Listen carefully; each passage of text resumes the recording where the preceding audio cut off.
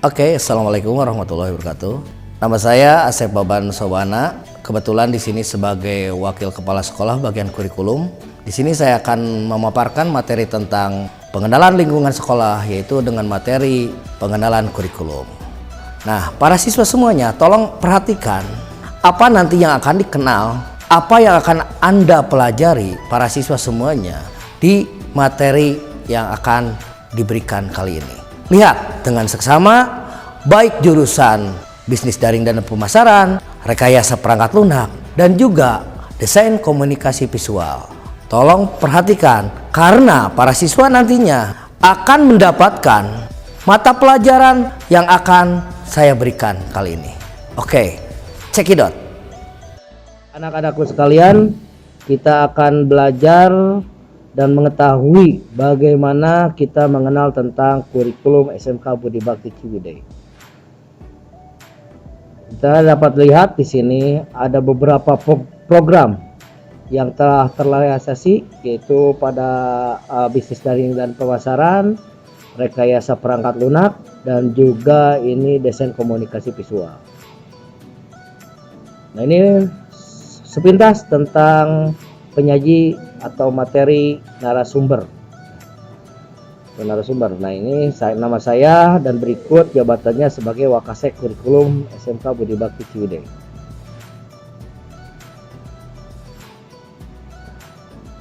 Saya mempunyai moto, yaitu kemampuan dan keterampilan pribadi tanpa dibarengi dengan doa dan keinginan yang kuat, maka akan sia-sia atau percuma. Di sini, apa yang dimaksud yaitu dengan kurikulum, yaitu perangkat mata pelajaran atau program pendidikan yang diberikan oleh suatu lembaga penyelenggara, tentunya SMK itu sendiri, di bidang pendidikan yang berisi rancangan pelajaran yang akan diberikan kepada peserta didik dalam suatu periode atau jenjang pendidikan. Tentunya dalam satu jenjang atau satu periode itu, yaitu para calon siswa nanti harus bisa menyelesaikan, baik itu kelas 10, 11 maupun 12. Itu adalah satu periode atau jenjang pendidikan. Apa saja yang akan diberikan di kurikulum tersebut? Di struktur kurikulum SMK Budi Bakti Ciwidey ini kita berdasar pada surat Dirjen Dikdasmen nomor 07/DD5/KK, yaitu tahun 2018, tanggal 7 Juni 2018 tentang struktur kurikulum pendidikan menengah kejuruan.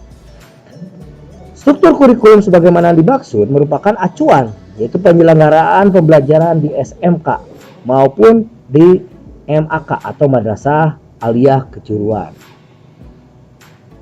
Mata pelajarannya apa saja di peraturan Dikdasmen tersebut, yaitu satu, yaitu adanya muatan nasional, yaitu kelompok A. Yang kedua adalah muatan kewilayahan, itu masuk ke dalam kelompok B. Yang ketiga yaitu dasar bidang keahlian atau kelompok C1. Yang keempat yaitu dasar program keahlian, yaitu C2. Yang kelima yaitu yang terakhir juga kompetensi keahlian C3. Ini yang harus dibereskan pada setiap periode pembelajaran, baik muatan nasional, muatan kewilayahan, maupun dasar bidang keahlian dan program serta kompetensi keahlian. Apa saja yang termuat dalam muatan nasional? Apa saja yang dimaksud dalam kewilayahan? Apa yang masuk ke dalam dasar bidang keahlian? Dan apa yang masuk dalam program keahlian serta kompetensi keahlian? Ini di SMK Budi Bakti kita memiliki kompetensi keahlian, yaitu yang pertama bisnis daring dan pemasaran, itu mulai berdiri dan mulai beraktivitas itu sejak tahun 1972. Yang kedua, kita mempunyai kompetensi keahlian, yaitu rekayasa perangkat lunak. Itu mulai disahkan dan mulai berdiri juga tahun 2009. Dan yang terakhir itu adalah kompetensi keahlian desain komunikasi visual, itu berdiri mulai tahun 2017. Ini adalah BDP, ya, atau bisnis daring dan pemasaran. Kita tolong para siswa di sini yang lagi mendengarkan ini tolong perhatikan, terutama siswa kelas BDP 1 sampai dengan BDP 6. Apa yang akan Anda peroleh mata pelajarannya di bisnis daring dan pemasaran. Ini berdiri sejak 1972, yaitu nama program studinya bidang keahliannya itu bisnis dan manajemen, program keahliannya itu bisnis dan pemasaran, dan kompetensi keahliannya bisnis daring dan pemasaran. Itu meliputi yaitu 1. Pendidikan agama dan budi pekerti. Untuk muatan nasional, ini ada 6 mata pelajaran yang harus ditempuh sebanyak 1 periode pembelajaran. Yang kedua, pendidikan Pancasila dan kewarganegaraan. Yang ketiga yaitu bahasa Indonesia. Yang keempat, matematika. Yang kelima, sejarah Indonesia. Dan keenam, bahasa Inggris dan bahasa asing.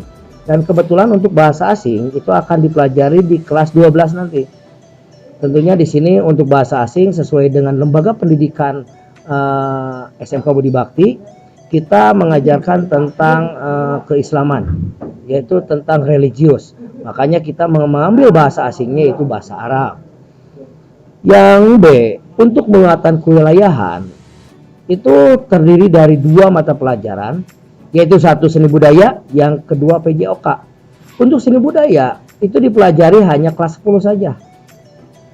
Dan untuk PJOK itu dipelajari kelas 10 dengan kelas 11. Yang tadi juga disampaikan ada C1, C2, C3. Nah, itu apa saja? Itu adalah muatan perminatan, itu minatnya siswa atau program kejuruan. Untuk C1, dasar bidang keahlian itu terdiri dari 4 untuk BDP. Ada mata pelajaran simulasi dan komunikasi digital untuk kelas 10. Yang kedua, ekonomi bisnis untuk kelas 10. Yang ketiga, administrasi umum. Dan keempat yaitu ilmu pengetahuan alam untuk kelas 10. Ditambah lagi untuk kelas 10 itu adanya C2. Apa C2 itu? Apa saja mata pelajarannya? 1 yaitu marketing, 2 perencanaan bisnis, dan ketiga yaitu komunikasi bisnis. Itu yang akan para siswa semuanya atau para calon siswa ini dapat mengetahui mata pelajarannya, yaitu ada kurang lebih 6, 8 ya, sekitar 15 mata pelajaran ya di kelas 10. Dan untuk kelas 11 dan 12 itu sama untuk muatan nasional ya, kecuali sejarah Indonesia itu tidak diajarkan di kelas 11 dan 12. Dan juga seni budaya untuk kelas 11 ditambah dengan mata pelajaran penataan produk. Yang kedua, bisnis online. Yang ketiga, pengelolaan bisnis retail. Yang keempat, administrasi transaksi. Dan yang kelima, produk kreatif dan kewirausahaan. Nanti untuk lebih jelasnya nanti juga akan disampaikan oleh Ibu Kaprog, yaitu Bu Lia Esos, ya, tentang bagaimana detail-detailnya mata pelajaran yang diajarkan di kompetensi keahlian bisnis daring dan pemasaran. Ini kebetulan ini ada foto, yaitu fotonya waktu di Borma ini, waktu Mas praktek di Borma Kiara Condong. Nah, yang sekarang tadi udah beres untuk bisnis daring dan pemasaran. Ini tolong perhatikan juga untuk kompetensi keahlian rekayasa perangkat lunak. Itu berdiri sejak tahun 2009. Nama bidang keahliannya TIK atau Teknologi Informasi dan Komunikasi. Untuk program keahlian yaitu Teknik Komputer dan Informatika, dan kompetensi keahliannya yaitu rekayasa perangkat lunak. Ini terdiri juga dari yaitu kelompok A atau muatan nasional, kelompok B muatan kewilayahan, kelompok C muatan perminatan, ada C1, C2 sampai C3. Untuk muatan nasional ini sama seperti tadi BDP, yaitu diajarkan PABP itu yang pertama itu untuk karakter, untuk pendidikan karakter. Yang kedua yaitu PPKN atau Pendidikan Pancasila dan Kewarganegaraan untuk kelas 10. Ya, yang ketiga bahasa Indonesia, yang keempat matematika, yang kelima sejarah Indonesia yang itu hanya diajarkan di kelas 10 saja. Yang keenam bahasa Inggris dan bahasa asing. Bahasa asingnya sama seperti tadi BDP, yaitu untuk bahasa asing kita diajarkan di kelas 12 yaitu bahasa Arab. Yang kelompok B yaitu dinamakan muatan kewilayahan. Untuk muatan kewilayahan di kelas 10 itu kita belajar yaitu tentang seni budaya. Yang kedua, kita belajar tentang PJOK atau Pendidikan Jasmani, Olahraga dan Kesehatan yaitu di kelas 10 dan kelas 11. Dan ini yang bedanya dengan mata pelajaran BDP atau lainnya, yaitu kita mengenal yaitu tentang C1 atau dasar bidang keahlian, yaitu terdiri dari 3 mata pelajaran. Kalau tadi BDP itu 6 mata pelajaran, nah untuk di RPL itu hanya 3 mata pelajaran untuk dasarnya, yaitu simulasi dan komunikasi digital, yang kedua fisika, yang ketiga kimia. Untuk C2 atau dasar program keahlian, itu untuk kelas 10 itu belajar yaitu sistem komputer. Yang kedua belajar tentang komputer dan jaringan dasar. Yang ketiga pemrograman dasar, dan keempat dasar desain grafis. Ya, untuk C3 itu belajar di kelas 11 maupun kelas 12. Yang pertama itu permodelan perangkat lunak. Yang kedua basis data. Yang ketiga pemrograman berorientasi objek. Yang keempat yaitu pemrograman web dan perangkat bergerak. Kita akan belajar tentang website dan juga animasi dari website tersebut. Dan yang kelima itu produk kreatif dan kewirausahaan.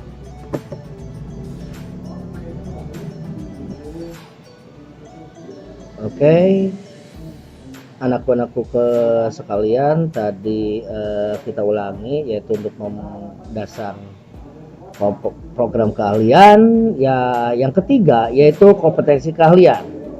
Ya, ini udah belajar tadi juga ada permodelan perangkat lunak, basis data, pemrograman berorientasi objek, dan nanti kembali akan diterangkan kembali detail-detailnya oleh Bapak Kaprok yaitu Bapak Asep Tuhub SPD Eskom. Nanti akan dijelaskan bagaimana untuk kejuruan itu apa saja yang akan diajarkan, yang nanti akan dijelaskan secara detail oleh Pak Asep Tuhub di hari yang kedua. Kita lanjut, ya, ini logo dari RPL. Kita lanjut yaitu kompetensi keahlian yang ketiga yaitu desain komunikasi visual. Untuk bidang keahliannya kita ulangi kembali, tadi ada desain komunikasi visual. Itu berdiri tahun 2017. Itu adalah bidang keahliannya seni dan industri kreatif. Program keahliannya seni rupa, dan kompetensi keahliannya atau jurusannya yaitu desain komunikasi visual. Apa saja yang diajarkan di desain komunikasi visual? Itu masih terdiri yaitu kelompok A untuk muatan nasional, ada PABP, PPKN, bahasa Indonesia, matematika, sejarah Indonesia, bahasa Inggris, dan bahasa asing. Sama seperti BDP dan RPL tadi. Untuk seni budaya itu masih di muatan B. Ada 2 mata pelajaran di kelompok B itu, atau muatan kewilayahan. 1 seni budaya, 2 pendidikan jasmani, olahraga dan kesehatan. Nah, untuk kejurusannya, untuk kejuruan atau di bidang desain komunikasi visual itu ada C1 yaitu belajar simulasi dan komunikasi digital atau Siskomdik. Yang kedua belajar tentang tinjauan seni di kelas 10 itu. Yang ketiga belajar juga dasar-dasar kreativitas.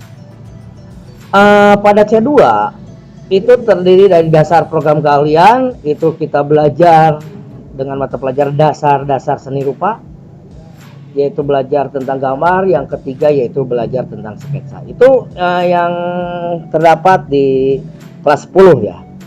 Dan nanti untuk kelas 11 maupun kelas 12 itu langsung ke multimedia belajarnya, yaitu pertama juga belajar desain publikasi. Itu banyak jamnya juga, terdiri 1 mata pelajaran itu 7 jam. Yang kedua komputer grafis, kita bagaimana editing video, editing gambar, nanti akan belajar di komputer grafis. Yang ketiga belajar tentang pemotoan, yaitu di mata pelajaran fotografi. Dan yang keempat untuk kelas 11 dan 12 belajar tentang videografi, dan yang kelima yaitu belajar tentang PKK. Itu yang akan dipelajari di desain komunikasi visual. Nanti juga akan dijelaskan kembali di hari yang kedua, akan dipaparkan secara detail oleh Bapak Kaprognya, yaitu Bapak Rian Hendra Permana ST.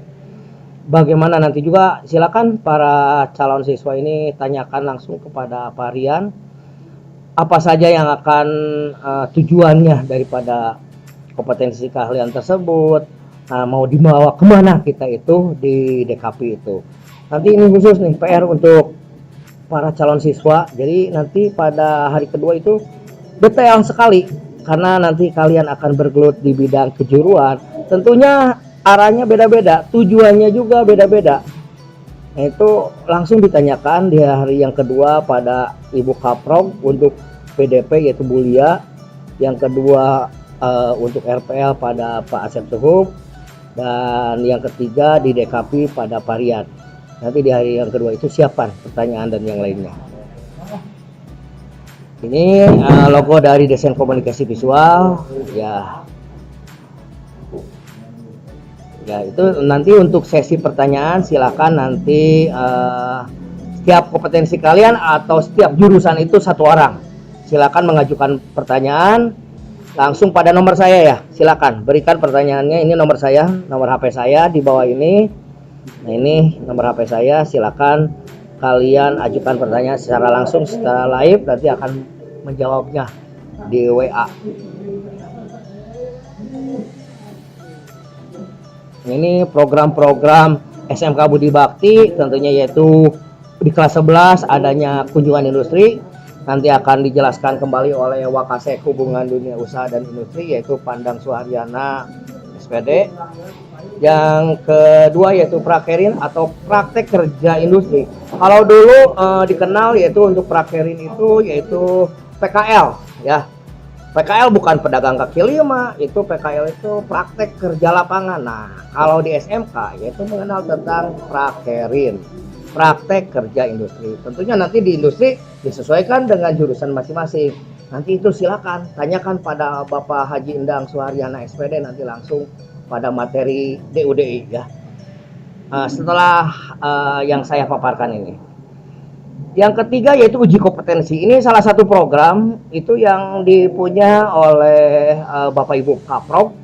Nanti apa itu uji kompetensi, apa yang akan diujikan pada jurusannya masing-masing. Itu nanti akan dipaparkan kembali oleh Bapak Ibu Kaprog. Silakan, ini mengenai jurusan masing-masing. Kita mengenal uji kompetensi itu apa saja, apakah kita ada prakteknya, ada teorinya, ada portofolio, nanti langsung bisa ditanyakan di uji kompetensi. Nah, ini program di SMK Budi Bakti adanya yaitu yang dinamakan Business Center. Apa Business Center itu? Nanti juga harus ditanyakan juga para siswa, dan ini menjadi PR.